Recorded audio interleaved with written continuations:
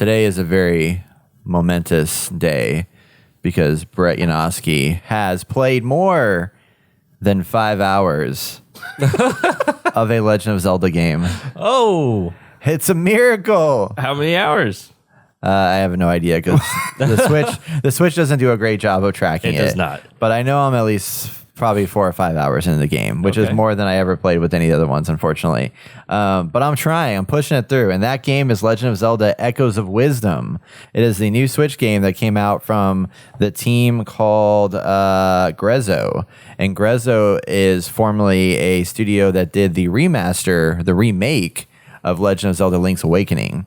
So they took that same art style and they were given an opportunity from Nintendo to be like, hey, why don't you make your own game? And they were like, here's some ideas we have. And the idea that came about is Echoes of Wisdom, in which Princess Zelda was captured by Ganon. Link storms in to rescue her. And after a big battle, Link appears to defeat the villain, but was suddenly dragged down in a mysterious rift in the ground and disappeared. Ooh, oh no, spooky. So the hero Link is Tears gone. of the Kingdom, except reversed. So now Princess Zelda is left alone, breaks out, and has to save her kingdom in a brand new adventure in the Legend of Zelda series. Ah. So you as Zelda, Zelda doesn't fight, right? Yep. So very early on, she's in prison and she meets her little friend Tree because she's imprisoned by the king who is possessed by this rift thing. So these rifts open up and sucked in the real people and then outputted like bad people versions of the good people. And so the bad people version is the king now. And he's like, no, Princess Zelda's bad. So let's lock her up. So you get locked up and you have to figure out how to get out. So you meet this thing called Tree, which is a little floating orb thing that kind of looks like a lemon with like feet. And it flies around with you and you can see it, but nobody else can see it. And Tree gives you a I guess it's probably named Tri. You get a Tri wand that then lets you create echoes of things you find in the world. So you can go up to an object like a table and you can echo it and it turns it into an echo that then lets you spawn it. And with that, you can use it to get around the world and accomplish tasks. A lot of things can be echoed. I've echoed trees. I've echoed vases. I've echoed beds, which are very commonly used because they are not just a great thing to stack, but you can also sleep in them to restore your hearts, no matter where you are in the map. So you can make an echo of bed and just like restore your Just like heal up, yeah. This thing's broken. Which is great. I love it. Yeah. I mean, Can you go back to Echo? Can you like select everything that you have? So it's Oh. basically creating a menu. So like if you've played or seen Tears of the Kingdom, there are things that you can you have a little menu that pops up that lets you like spawn in all your items and it's in like a bar and you navigate through that bar of items. That's basically how this works. So you have a menu that pops up and you press right on the D-pad and then it shows up a menu of all the things you can spawn. And it's sorted by last used, but you can change sorting methods, which it is a little frustrating because one of the negatives of this game is that because you get so many echoes over time, you eventually have like 40 or 50 echoes that you have to just scroll. But you start getting used to, there's a few of them that you can just do that you do a lot. So like the bed, for example, you use it a lot because the bed takes up 2 squares in the map. So you can stack one, jump on it, and then create a bed on top of that to continue forward. Yeah, I heard that like a lot of people are using the bed for everything. Yeah, Or yeah, traveling it's around. very commonly used to navigate through. But it's cool because like recently I unlocked a spider, so I can spawn a spider who has a spider web and use that to climb up and down things and get up on top of stuff, which is really clever and cool. So can you echo enemies? Like can Yes. You, okay, is that like an ability down the road? Yeah, so very early on, the first thing you can echo is actually a bat. You run into a bat and you just throw a vase at it or a rock at it and it dies. And you go up and echo the bat. And then now you can spawn up to 3 bats. And you'll notice with Tri, she had, I think it's a she, has these little triangles behind her. And those triangles represent your currency of what you can spawn in. So each item you spawn uses up a certain number of triangles. So 1 through 3. So if it's a bigger enemy or something like that you want to spawn in, it's going to take up more triangles to spawn. So you have a currency of what you can spawn. So like in the early game, I can only spawn in like 3 things. and then mostly 3 things that use 1 triangle each. So I can have 3 beds, and once I spawn in the 4th bed, the first one goes away. So you have to be creative with how you spawn in the beds and then the different inventory items and stuff like that. So in order to get a new enemy type, you would have to kill the enemy and then grab it. Yeah, and then you go up to it and you click. It's like Pokemon. Yeah, I was like, Yeah, it's it's just like like Pokemon. Pokemon. In a way, yeah. It's got similarities to Pokemon, but in this case, there's more than just Pokemon. Yeah. There's the objects in the world too, which is really cool. But yeah, you would have to kill it first, and then you go up to it, you learn the mechanic, and then that gets added to your inventory, and then you can then spawn them as much as you want. So Tree has the little triangles behind her, which represents how many times you can cast the spell. Yeah. Right? Can you increase that? Like, can you Yeah. upgrade Tree so Yeah. you can have the ability to increase more of your... Correct. Yeah. Like, so I'm at the point now where you can upgrade your hearts, and you can upgrade your triangles or whatever. So I just beat my first dungeon and boss, and in that process that let me upgrade the triangles. So now I have 4 triangles. So like there's little spearmen that you get early on in the game that you can spawn in to throw spears out at bad guys. I used to only be able to spawn 1 in. Now I can spawn 2 because they take 2 triangles, so I can do 2 and 2. Nice. And then I have a bigger brute kind of axe throwing guy that I can use him. He does 3 triangles though, so I have to unlock something else in order to be able to spawn another thing. But I could spawn in a axe throwing guy and then a bat if I wanted to. Okay. So, say you spawn into your spearman, right? But you want to spawn something else in. You use your magical retract or something. No, what you'll do is you'll just spawn the next thing in, and then whoever the first one was you spawn just disappears, I gotcha. and they go away. And every time you pull up the spawn menu, it pauses, right? Correct. not- Yeah, it does pause. Yeah, which is nice. So then you can pick out what you want to do, and then up in the top right corner, you'll see where it is, and then you spawn it in. And then, so these are ultimately the echoes are going to be copies of things found in the world. So there's a huge variety of things you can use to achieve your objectives.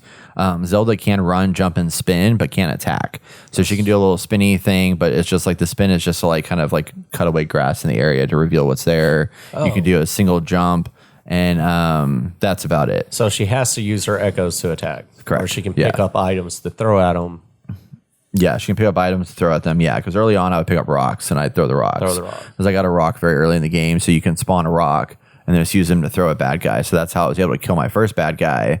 And then once I killed my first bad guy, then it was just spawning the bad guys to attack the other bad guys. And there's a targeting system too, so you can hold down, I think it's ZL, and that will target something. So whenever you spawn in your guys, whatever you're targeting, the guys you spawn in will go and attack that thing. So you can like kind of guide them to like do it what you want them to do for you. Okay. And then You get boss. Like, do you get to summon bosses? Yeah, if you beat the boss. no. Okay. Not that I've seen so far. The first boss I killed does not let me spawn in. It's just like regular enemies and stuff like that. Gotcha. So, do you find enemies that you can't spawn in immediately? No, actually, most enemies, unless it's a boss, as soon as I kill them the first time, I can go and learn them. Oh, and some echoes, it seems like it takes up 2 Yeah, spell slots. yeah, the 2 triangles. Yeah, the so that's 2 where it's triangles. like you have the 4. I mean, you know, you have the amount that are trailing behind try, and then they have a currency. So you'll see as you're going through the navigation, some of them are 2, some are 1. Up at the top, it tells you what the currency is of that item. Okay. Usually, it's the enemies that are more expensive.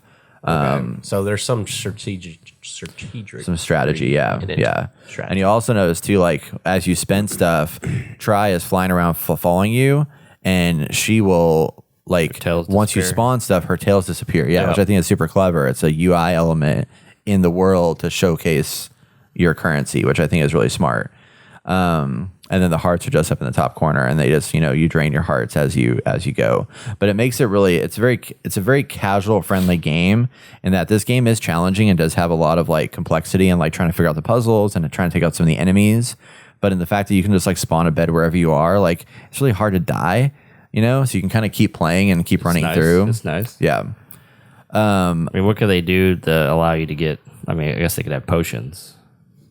I just feel like the flow of the game wouldn't work well if you're Yeah. dying all the time and having to find potions and stuff. Like, it just makes sense to have a bed. Well, and they even do have like they have items, so like all the vases that are scattered around, like every single vase you want to break it because there's gonna be like items inside of that. And sometimes you get like elixirs and you get like fruits and things like that. And eventually you can make smoothies that give you up like temporary upgrades to your character to do better things over time. So there's that other layer of bonuses you can add on to your character to level them up. So when you die, like how far back do you go? It's like literally right where you were. Oh, okay. Yeah. It's there's So no like to like get through an encounter, like you have to just get through it. yeah, basically. Yeah. I mean, yeah, I if you're like fighting a boss, like what it's gonna do is gonna restart you at the beginning of the boss. So like that's gonna Yeah. happen. But like for example, like if I'm running through an area and I fall off the edge and I fall in a hole, it just respawns me where I just dropped. Yeah. Like there's no checkpoint system necessarily, which is nice. It's a pretty casual game, I feel like. Yeah. It's way more casual than I expected, to be honest. But I like it for that why you like because it is very it's hard. Like there's some parts where I was like trying to figure out a puzzle. I'm like, I have no idea what to do. Like for example, there's this one mechanic in here that's pulled from Tears of the Kingdom called Bind. So that's a new mechanic that unlocks later on in the game. So in addition to your echoes, you can bind to an object like you'll see here, and you hold down the button to grab an object, and you basically can like pull on it to like interact with it. So if something's stuck in the ground, you can bind to it, pull yourself back, and it's like using force to like rip it out of the ground, and you can pull it out of the ground. But it's also interesting because you can use it as a mechanic to like move yourself through the world. So for example, there was this one area where there was it was a side-scrolling mission because some parts of the game are like the isometric view, and then some parts you go into like a little side-scrolling mini game where you have to like scroll through the different area. That's interesting. It's a good change of pace. And when you're doing that with that bind mechanic, there's parts where, say you have a moving platform above you that's moving back and forth, but you need to get to like another platform that's on the same level as you. You can reach up and bind yourself to the platform above you and hold down R, which will mimic the movement of the thing you're binded to. So I can be standing below and just like binding to this thing above me, and as it moves across, it's pulling me on that same plane of what I'm on, and I can drop myself off and get off, which I think is like super. There's just a lot of like interesting layers of things that come into play that I'm just like, holy shit, like they've like really put some depth into the mechanics of the game. It's not just like spawning these echoes. Yeah. And the other thing you get is eventually you find a sword Super Zelda? where you can become a sword fighter form for a period of time, and you can actually fight yourself. What's the blue form of Goku? Just Super Saiyan Blue. Oh, is that? Yeah. Okay. God. Cool. You can go Super Saiyan Blue Yeah, Zelda. basically. But the thing with the Super Saiyan Blue Zelda is that it has a meter, so you can only do it for so long. That makes sense. So So there's you that do thing it you're just talking for this is that little movement I was talking about. You do it for a little bit, so you'll see in the top left there's a blue level system, Yeah. and that shows your bar. You have to find these little floating like things in these little blue. I think they're like fairies or some shit like that. I don't know. But you have to find these little fairy characters, and then when you find them, they will they are your currency basically to level up your sword fighting capability.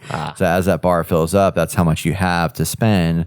So you can turn yourself anytime you want, press up on the D-pad, and it turns yourself into sword fighter Zelda, and you can use your sword to like fight things or break through things, and then you can turn yourself back. So you kind of switch back and forth between like normal form and that form, but it's limited in use. I gotcha. So with all of that in there, it's like you have your echoes, you have your bind ability, and you have your sword fighting ability. Those are the mechanics that you have throughout the game to fight bosses, to take out enemies, to navigate through the world.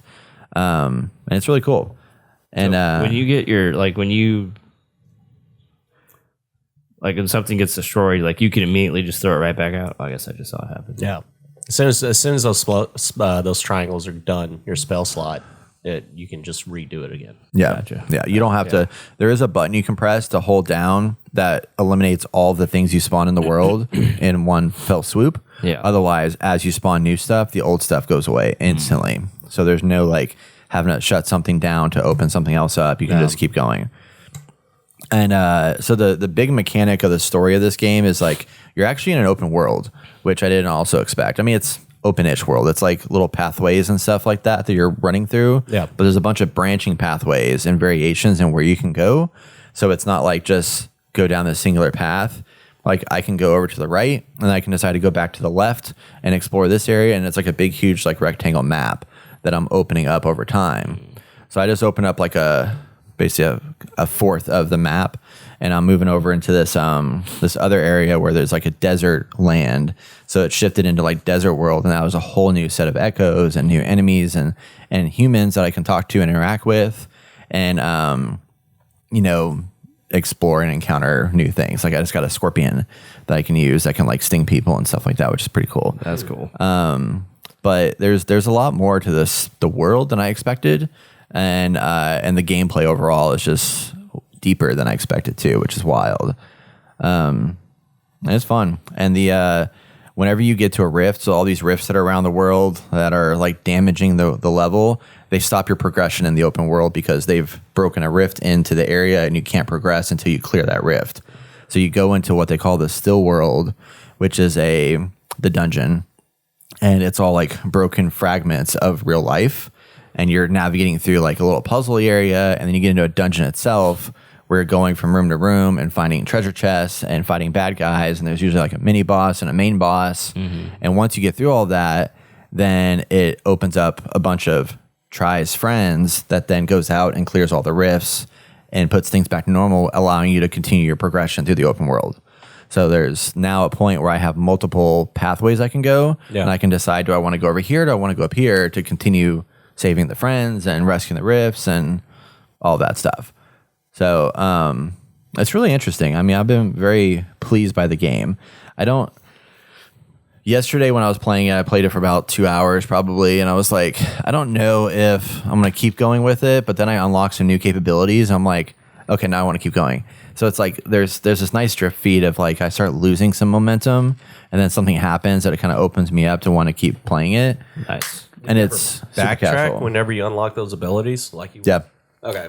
Yeah, I've done a little bit of that, and they mark stuff on your map. So if you unlock a dungeon area or like a tunnel or a cave or whatever, they show up on your map. And there's also waypoints, which is super nice. So there's little waypoints you unlock that you can fast travel back to, so you can get back to an area that you were exploring quickly and do what you got to do, and then run back to where you need to go. So again, like for a casual gaming audience, which is who our audience is, like this is a perfect casual gamers game because you can jump in here and I can play like half an hour and get a lot of good progress out of it.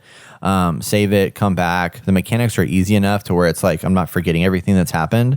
And it's very friendly to death and all that stuff, which I really, really appreciate. So, and the puzzles are complicated and in a good way. Like there's a lot of interesting stuff that I'm like sitting there staring at the wall and I'm like, what do I do? How do I figure this out? What do you do with the rupees? I don't know yet.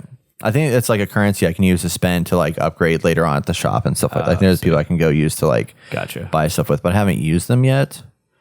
But I believe that's what it is. It's like a currency to buy things. Yeah, it seems like it's a fun little puzzle thing, you know? And do you still get that like uniqueness, like with Breath of the Wild doing weird stuff with your puzzles? Not as much as Breath of the Wild, but well, actually, no. Yeah, probably not as much because it's not a massive open world, but there is a lot more here than I expected. A lot of stuff where you like combine different things together to achieve, like, you know, like using different size objects to stack on top of each other, or you know, using using a fire. They have a little fire monster you can spawn in that goes and like catches things on fire, and then you can use something else to like come in and clean up everything after that, you know, like take some bad guys out. And having like, there was this one part where it's like I had to get to somebody that was through the like a fence line or whatever.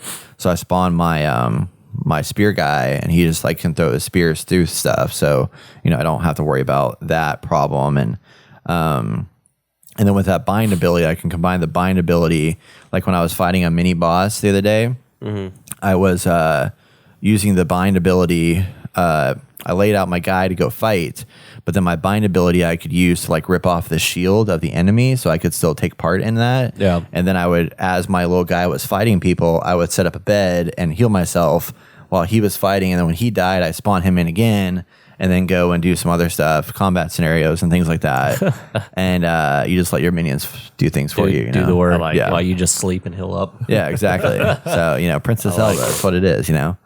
But it's a good game. I'm really pleasantly surprised. I'm happy I got it. I used the Switch voucher thing that they have. I don't know if you guys have seen that, but you can basically spend. Oh yeah. You basically save $10 on a game. So I buy a voucher that's like $100 or something like that. That enables me to get 2 games from Nintendo. So now I knew I was going to get Super Mario Party Jamboree at some point. Yeah. So with that, instead of spending $60 per game, I'm now spending $50 per game. But I have to buy I have to buy 2 at a time. So, but the voucher lasts for like a year. So as long as I use the next voucher within the year, I get 2 games for $50 instead of $60. So Yeah, I did that for when Tears of the Kingdom came out. yeah, I forgot what else I got, but I waited a year because I was like, surely something better is going to come out than what's available, and there wasn't much. yeah. So I was pretty happy that I could get this for a little bit of a cheaper price, which is great. Well, So, cool. yeah. Do you think I would like this game? I think you would. I think you'd probably enjoy it. I mean, it's not as like deep and stuff as Zelda, but the story is interesting. There's some interesting like story beats going on here, and I think it's just the challenge, and it's simple. It's like Right. it can be a toilet game if you want it to be. Like You have the OLED Switch? yeah, Okay. Does it look Yeah. great on it? it does, and it runs really good. I was worried about it because I heard that Link's Awakening didn't run very good on the Switch, but I haven't had any choppiness issues at all. It looks good. I like Yeah. the artwork of it. Yeah. Yeah. It's one of those, like Metroid, the last Metroid game that came out. Yeah, I forgot what Prime. It wasn't Prime, was it? I don't know. no, it was Metroid Dread. Yes. Yeah. It looked great on the OLED Switch. And honestly, I also played this on TV, and it ran great too. I mean, it doesn't look as good obviously because you're on 4K running 1080p, but like I've played this now both handheld and on the screen, and I didn't have any lag issues, which I was super scared about. But it's whatever they've done, it's like it's much better now. It's performing really nicely. Interesting. Yeah, I originally was going to give this like a 7 out of 10, but I think I actually might bump it to like an 8. Because now that I played more and it's unlocked more abilities, the biggest negative of this game is just managing the echoes. It's just That's really not a just great UI, but yeah. most of the time I'm using like 5 echoes at a time, if that. So it's usually pretty quick to kind of navigate through. But Would you say that's a nitpick? yeah, I'd say so. Yeah, I don't think it's a deal breaker in the game. It doesn't slow down progress really that much. So yeah, but I'm happy with it. What's the D-pad used for? Yeah, so up on the D-pad is your sword fighter mode. Oh, okay. And then right on the D-pad is where you open up your menu to pick your echoes. Yeah. And then X is to spawn, no, Y is to spawn things. X is to bind stuff. B is jump. And A is swing, spin around. I jumped back into Hogwarts Legacy Oh, yeah? the other day. And it was nice that they had like the double menu to like your directional pad or like your keypads or something. Oh, right? yeah. But then when you hit like L2, it pulls up another menu that you can use. That was smart, I was yeah. like, man, it'd been nice if there had some hotkeys Hotkeys. for what you want to spawn in. Yeah. Yeah. Because I think they could do like a radial menu system where it's like one is the enemies and one is the objects. Yeah. That would be- And That would then be like good. break that down. Because like there's a lot of enemies in here I just forget about because they're like at the end of the list, Yeah. because there's one that I got early on that's like a spiky character that just like sits there and just is spiky. That can be like a trap. I always forget that he exists because he's like at the very end of the list, Yeah. So, and then I also wish that there was a way you could like archive them maybe because there's some, and I'm curious if down the line, like they force all of them to show up in some capacity. But I feel like as you unlock new echoes, the old ones kind of just like are forgotten about. But I hate that they still exist in the list. I kind of wish they would just be like, Yeah. let me get rid of, because there's like some that you get at the very beginning that are great against the early enemies, but then if enemies get stronger, there's no reason to throw a little green blob out there because he's going to die in one hit. Yeah. and Right. He just becomes kind of useless at that point. Yeah, like But- you need to have your 6 Pokemon that you just want to use all the time. Yeah, exactly. Level them up. Yeah. That'd be cool. So, but yeah, Legend of Zelda Echoes of Wisdom. It's a good game. Like it. It's definitely something I'll probably keep playing just to see it to the end, maybe, hopefully. It's interesting. They did a good job with it. $60. $60, yeah. Man.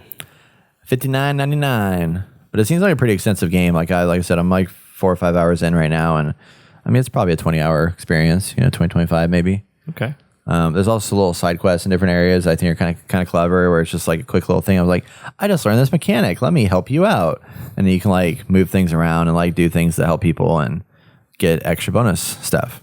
Nice. I did confirm the rupees are for vendors, so you go to vendors and you can use it to buy stuff. That makes sense. Yeah. So yeah, Legend of Zelda: Echoes of Wisdom out now on Nintendo Switch exclusively. Check it out if you're interested in a fun little different game where you can actually play as Zelda.